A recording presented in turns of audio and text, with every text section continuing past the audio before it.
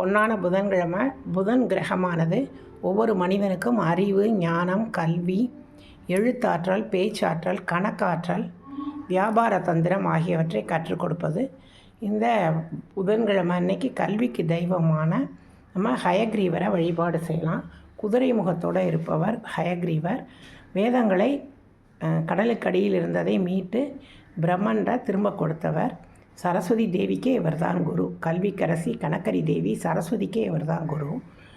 இவரை புதன்கிழமை வழிபாடு செய்தோம் என்றால் கல்வி கேள்விகளில் சிறந்து விளங்கலாம், நல்ல மதிப்பெண் பெறலாம். ஏன்னா படிப்பில் ஆர்வம் இருக்கணும், படிக்கணுன்னே தோணாது, புத்தகத்தை எடுத்து வச்சாலும் படிப்பில் நாட்டமே இருக்காது இல்லையா? அப்படிப்பட்டவங்களாம் இவரை வழிபாடு செய்யலாம். இவருக்கான கோவில்கள் ரொம்ப குறைவு.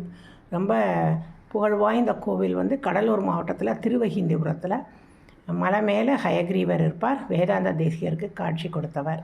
அந்த கடலூரை ஆற்காடு நவாப் ஆண்ட போது அவருடைய சிலையை கொண்டு செங்கல்பட்டில் செட்டி புண்ணியங்கிற இடத்துல மலைக்கிட்ட ஒரு குளத்துக்கிட்ட மறைச்சி வச்சுருந்தாங்க. அதனால் அங்கே யோக ஹயக்ரீவர் கோவில் இருக்குது.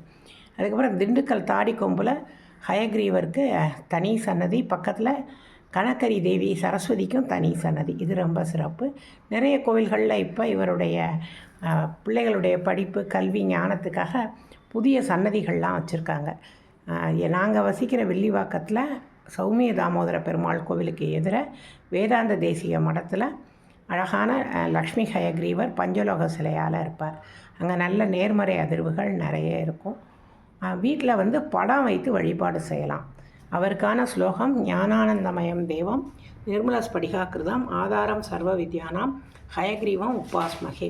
அதாவது தெளிந்த ஞானமான அறிவை தரக்கூடிய ஹயக்ரீவரே உங்களை வணங்குகின்றேன், நீங்கள் தான் மொத்த ஞானத்திற்கும் அதிபதி அப்படின்னு பொருள்.